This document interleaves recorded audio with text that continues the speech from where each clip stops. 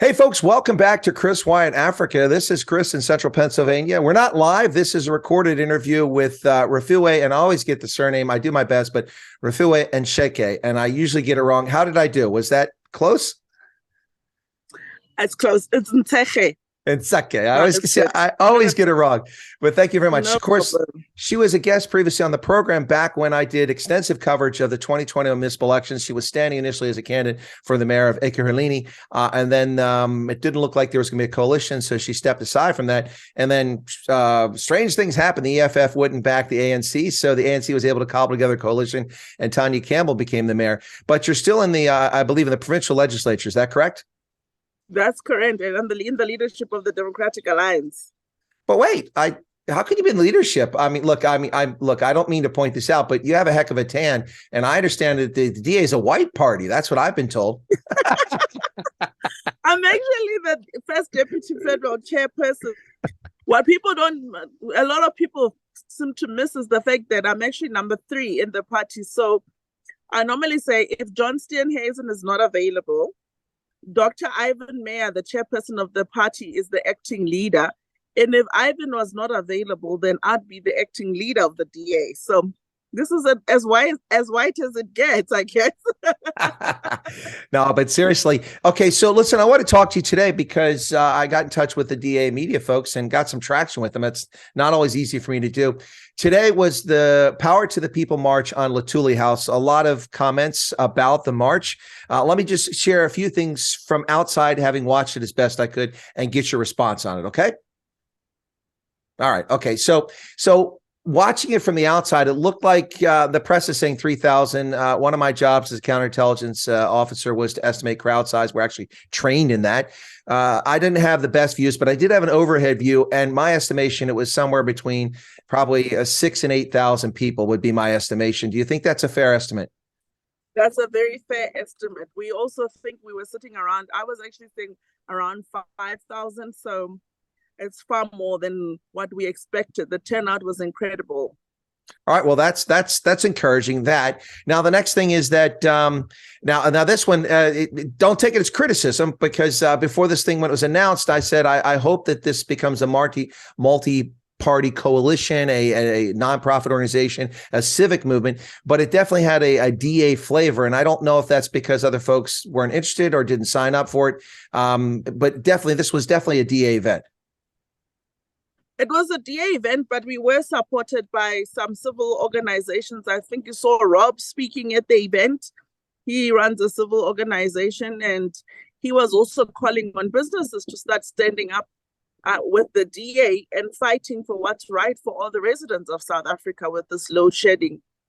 To say we are paying for power, we're not even getting the power, and now government wants to put an 18.65% hike on this power that we're not even getting. Well, in fact, that is quite crazy. I mean, now the 18.65 and then another hike next year. And if you put all this together, it's about a 600 or 700% increase in the price of electricity. Now, before people respond to that, and I'll give you a chance here yourself to respond, people have to bear in mind that a lot of people in South Africa aren't paying for the electricity they get because electricity is stolen, lines are broken into, others don't pay their rates, municipalities don't pay their bill. And as a consequence, the provider has to get revenue from somewhere. Now, I'm not claiming Eskom is well run. It's not that. But my point is that there's a reason they're allowing these hikes to happen, and it's a very complicated situation. So the DA is opposed to the hike because people can't afford it. Absolutely. I mean, if you look at it, we are probably sitting at about 40% unemployment rate in South Africa. That's crazy. It's probably worse globally. And then you want to then impose 18.65% increase on electricity with such a high unemployment rate. Where are people going to afford this? Already in South Africa, we are seeing farmers seeing shocking stuff. I think I was reading in the paper the other day about 2.5 million chickens died because in order to keep chickens, you need to keep them warm. Farmers are struggling to milk their cattle because then you have machines that have to milk their cattle that depend on energy. We're not getting milk. So we're going slowly. our food security is also being impacted on by this power outages that have been caused by government. But I think the crux of the matter is to say, why is DA holding ANC to account? And this is, I think, the part we need to talk about, which is a big, big reason for people to understand, because people have been saying, why would you march on a political party's house? And we are basically saying, here's the reality. We are going to the source. ANC is the ruling party of South Africa. It's their policies and their corruption that have basically brought the energy of South Africa to its knees. And I want to explain to you in more detail, because I think your audiences are even broader than South Africa, to say ANC has Hitachi House, which basically gave tenders to Councillor House. And all these people milked the money that was intended to use for the refurbishment of our power stations, in the main, Kusile and Medupi power stations. For the past probably 10 years, government has been saying they're revamping these two power stations. And those two power stations are the ones that basically produce energy for this country. Billions and billions of rands have gone into these power stations. It is 2023, and still these power stations are not running. We are still struggling with power outages. And you know that the country didn't stay stagnant. The population is growing, so the demand for electricity has grown. And yet these two crucial power stations have not been maintained, or new power stations being brought onto the grid for generation. If that helps to unpack why we particularly went to Luthuli House as the head office of ANC, the ruling party, as an opposition party. Well, it does, and to add to that, Kusile has an exhaust tower that has not been cleaned of ash and is in the verge of collapsing, and that's one reason why 2,000 megawatts of power is not online. A very simple task that's supposed to be done routinely every 90 days or thereabouts, and obviously it hasn't been done for years. This sort of mismanagement is off the charts. Now, it may not be fair to ask you this question, so I don't mean to put you in the spot, because we have a good relationship here talking, but I identified this problem over 20 years ago in Botswana. And then when I was in Botswana and I had to spend $50,000 to buy generators for my staff who worked for me at the embassy, because Eskom was already doing load shedding to neighboring states in 2007. And we weren't getting the power we were actually paying for. We were actually the people paying for it. Zimbabwe wasn't paying, but Botswana, we were paying our rates and it was going back. And so 2007, here it is 2023. And people are finally waking up to this crisis, and not to put the DA on the spot, but where was the outrage from people in political parties 6 months ago, a year ago, 2 years ago, 3 years ago, 5 years ago? Every step the ANC has taken has been a disaster. And just to add to this, the emergency tenders for 2,000 megawatts that was on March 27th of 2021, not a single kilowatt of power has been added to the grid in nearly 2 years. And if Car Power Ship's environmental approval occurs on March 7th, which is possible, they won't begin generating power for 12 to 16 more months, or 14 to 16. So we're talking 3.5 years after the emergency power, which will account for just 2% of capacity. This is insane. Where is the outrage? Why weren't 100,000 South Africans out there today? That's disappointing to me. I mean, I don't mean to put you in a spot, but where has everybody been at, including the DA? It seems like South Africans have been asleep at the wheel. I'm just saying.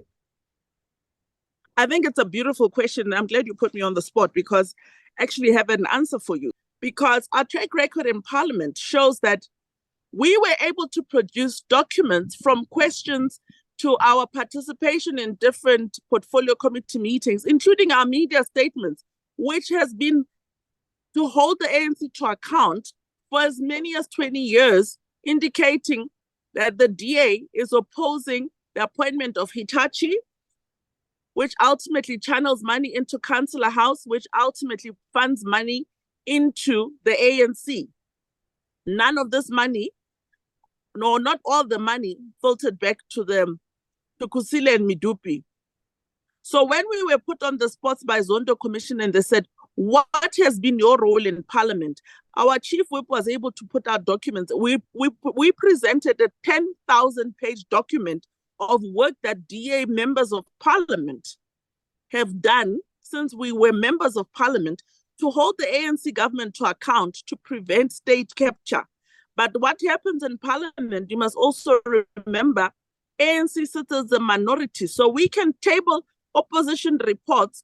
They're good for the media, but ultimately our recommendations as an opposition party, we don't have the numbers to get them implemented. So ANC will always pass their own reports, support their own corruption, because they still have the numbers in the National Assembly. So we have been there. We have not been silent. We've been fighting. As much as we have been fighting from even today, I mean, we are still a minority party. We're the biggest opposition party, but we're not the ruling party. And March today, we can't really do anything except to encourage South Africans to, one, be alert, corporate South Africa to also come on board and fight with us. And fourth, for South Africans to start waking up to say, if you keep voting for ANC, they will keep, sorry to say that, screwing you over as ordinary citizens. But you know, it's interesting. You mentioned people not voting for the ANC. Well, the ANC, they didn't in the 2021 municipal elections. They lost 31% of their voters, especially in KwaZulu-Natal, where they just imploded. And as a consequence, the IFP now controls a majority of municipalities, not because they gained votes. They only gained, like, I think they lost 2% of the votes. They almost no change in IFP voters, but they took over municipalities because ANC voters stayed home. It seems to me that there is a section of South Africa's population that's disillusioned because the ANC, insurrection that took place in July 2021, the floods and the poor response from the eThekwini municipality and others. It seems to me like a lot of people that voted for the ANC are maybe ready for a change. And there is a potential for a lot of voters out there for your party and other opposition parties to snatch. And I've already predicted that regardless of what happens now, it can get worse, but the ANC is going to be 38 to 42% at max of the election in 2024, a grand opportunity for your party and for others to seize control in a coalition at a minimum. Do you think anything I just said is off the mark, or would you agree with my analysis? I completely agree with what you're saying, but the important thing is, I think we are learning now that coalitions with too many partners are also very complicated. I warned of that. Nelson Mandela Bay should have been the lesson for the DA. Should have been the lesson. I'm just saying. But the reality is that, when we say you get the government you voted for, let me give you an example. Ekurhuleni, where I was the mayoral candidate, which you interviewed me about in our previous interview, we got only 27%. It's almost a 9-party coalition government. How do you run a DA government with 9-party coalition? You can't implement your promises from your manifesto. You can't really control the other portfolios, but that are held by coalition partners. Not even some of the coalition partners completely share our values. Some of them we've noted very big lessons as them being somewhat destructive to the coalition, because everybody is trying to fight the DA because they're fishing in the same pond as we are for votes. So while we are in government with them, they're in government with us, but their main objective is to take us down. So the key thing for us as a lesson, and for residents as well, to say, if you honestly want the DA government, the DA difference like what you experience in the city of Cape Town, then you honestly have to say, vote for the DA, but don't vote for all these small parties and end up with a coalition party and then want a DA difference, because it's next to impossible to implement. But so today's March, let me ask you this question, and there's two more that I really want to get to before we wrap up here. And the first one is, are you satisfied that you achieved what you hope to achieve today as a party and as South Africans? That's a bigger question, as South Africans. I think we achieved a better outcome than what we intended to achieve. We were expected about 4,000 South Africans. You and I are saying we're probably sitting at between 6,000 and 8,000 South Africans that came out to support us. And obviously the bigger impact is the media taking the message out. And it's interesting to start seeing the media saying the reality of this load shedding is that it's affecting everyone. So to have a party that's actually saying we're going to be out the block first and show South Africans that we are fighting for them is important. I've explained how this load shedding is going to impact on food security, small businesses. I mean, I can give you an example in my own house. I've had to replace the gate motor 6 times in 1 year because of load shedding. Previously, I'd replaced, and my gate motor could last 2 to 3 years.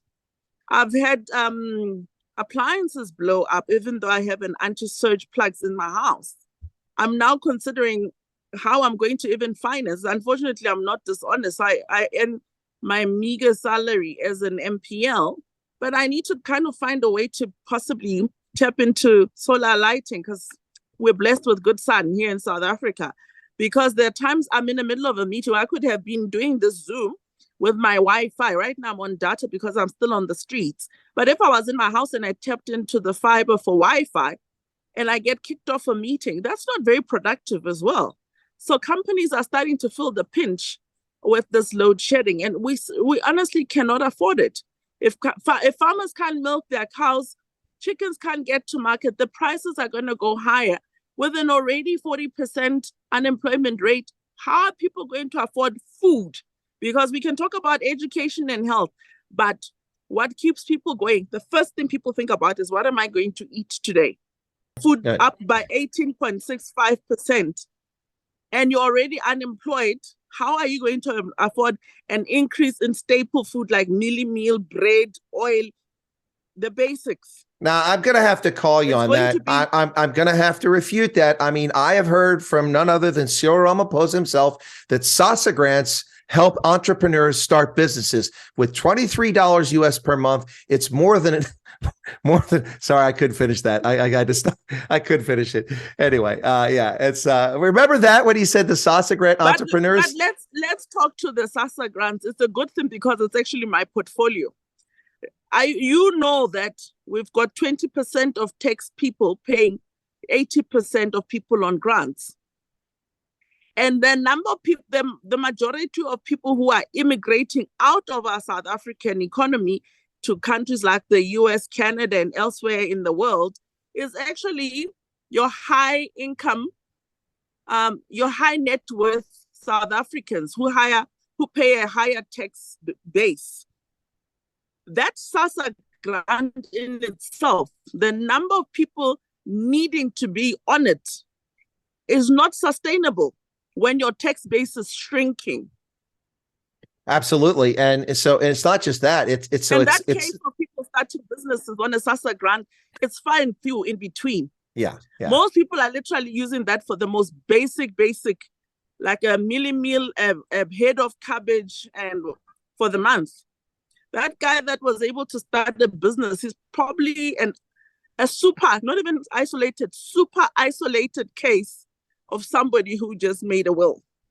Well, in fact, the Independent Line ran a story, and I can't verify this, of that one of those SASSA entrepreneurs who started an ice cream business in Soweto, but he's going broke now because there's no electricity to keep his ice cream frozen. So I don't mean to laugh at his plight. I mean, but it's comical to see what the ANC says. All right, so you all are pleased with a better result than you anticipated. So I think that's a fair assessment. Now, let me ask this question. I'm going to give you a what if, okay? You know, if wishes and nuts if candies and nuts and wishes and butts, we'd all have a happy Christmas. I think that's horses, correct. Yeah, there you go. So let's just I'm going to paint a picture for you. Members of the African National Congress wake up and realize that they should know their loyalty to Luthuli House. Okay, this is a real stretch, okay? So they vote against the sitting president. There's a vote of no confidence, and a coalition of rebel ANC members goes with other parties, and the ANC is out of power tomorrow, okay? So this is a crazy one here. All right, but and short of that, in 2024, the ANC falls out of power and a coalition takes over. So you can go with that. All right. That's all fine and dandy, but because of racist hiring policies, because of cater deployment, because of not hiring people based on merit, by and large, the bureaucracy and the parastatals are full of people who are there not because of their talent, their drive, their ambition, their work ethic, but because of what other reasons, the ones I just mentioned. So you're going to have a government staffed by people that you're going to have to respond. do you have concerns about that? I'm telling people this now. This is a strategic concern for South Africa, and I can prove it in the United States. Look, whether you like Donald Trump or not, and his politics don't matter, we had active resistance within our federal bureaucracy of federal government workers who actively opposed his actions and slowed down his actions and prevented things from changing in our country, despite the most powerful political figure in the world, the President of the United States, directing them to do that. Do you have concerns that should a coalition take over and rule South Africa, that you will get similar resistance amongst people who are in the bureaucracy? I think it's a fair question. All right, so Refiloe, what's your response to that point? My question about are you concerned about whether the bureaucracy will slow down a future government? Yeah, the good thing is that we've already seen it. It's not the first time. It won't only happen at a national and provincial level. When we took over these governments, these complicated coalitions in the metros, we're already seeing it.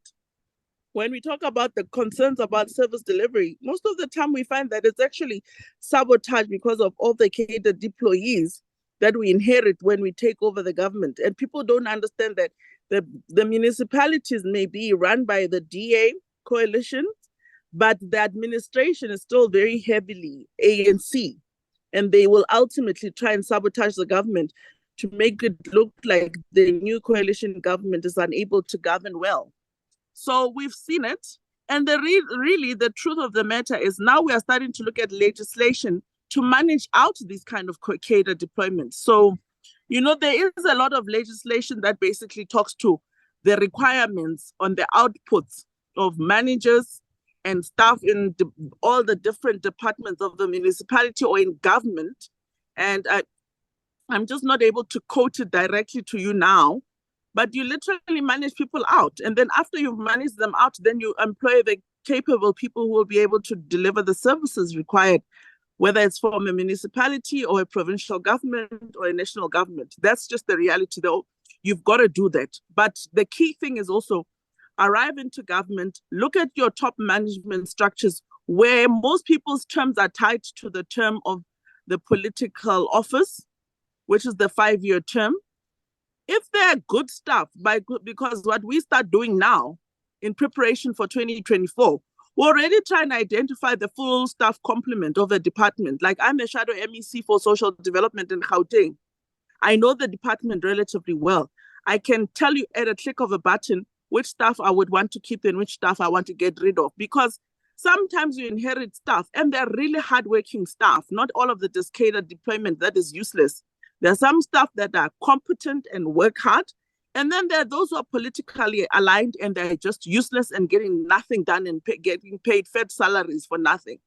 So I'm using social development as an example because if I became a provincial minister of social development tomorrow, I will tell you very clearly who I'm going to get rid of within less than 100 days. Because anyway, their contracts come to the end. So there would be no need for me to even renew those contracts. It will be an opportunity to start saying, and then most of them you'll tend to find at the higher levels, like the head of departments that you want to get rid of if the person is not competent, and then cascading it all the way down to all the ordinary employees within the department. So that's crucial. And it's a learning for us that we've had as the DA to start saying, get rid of the corrupt cadres who are not performing, who are there to embezzle money to the ANC. Those who are good, keep good staff, because you don't want to replace a whole department and nobody knows anything. At least if you find good staff, you start doing your audit while you're in opposition. And when you come in, you start having a good relationship with them because you've built those relationships from an opposition space. And then you start governing with those and replacing those that you want gone as fast as you can, or you manage them out. Well, that's a very comprehensive answer, and one that's quite encouraging. Number one, you identified that this is something you're already aware of, you've already experienced in government. We took over in coalitions and in cities you controlled outright by your party. And that and an approach to it. It's interesting because, of course, our bureaucracy is different. We've got the national bureaucracy, the federal government. We've got states, which are unaffiliated, completely separate because they're sovereign, and then municipalities and counties. So multiple layers of it and different hiring practices. In fact, here in Pennsylvania, just this week, our new governor, who's Democrat, announced that they were scrapping requirements for a college education for like 60,000 state jobs.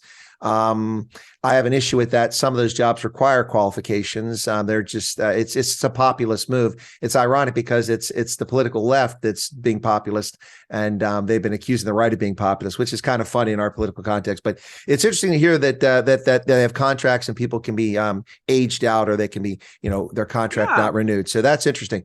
Well, Refiloe, it's always a pleasure, and I'm glad that you got your phone working so we could do this, and you had the data unlimited. That's pretty cool.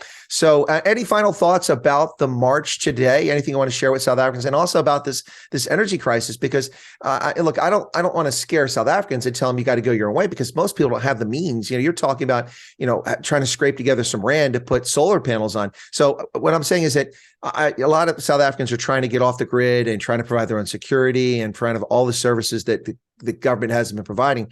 But any last thoughts about this march today, and about any words of advice or hope for South Africans who are dealing with the damage to their electronics, when the power surges goes on and off, their gates, as you talked about, when your gate goes off, your DVRs, your routers, your televisions, your heating pumps, all these things, not to mention your security. Your cameras are off if you have cameras, and you can't film anybody, and your alarms are off. So of course the evil people know when to attack, especially when Eskom tells you when the power is going to be off. It's kind of handy to help the criminals out. So the tonight, also plan. That's right. Tonight, if you're planning on doing a home invasion in Northcliffe, the power will be off from midnight to 4 a.m. Anyway, so I'm just saying.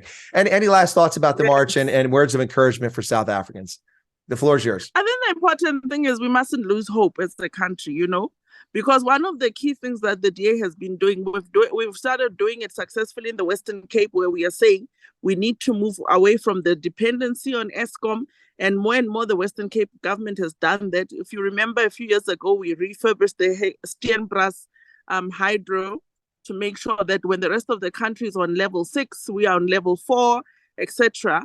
Ekurhuleni, as an example, has signed contracts with about 46 independent power producers.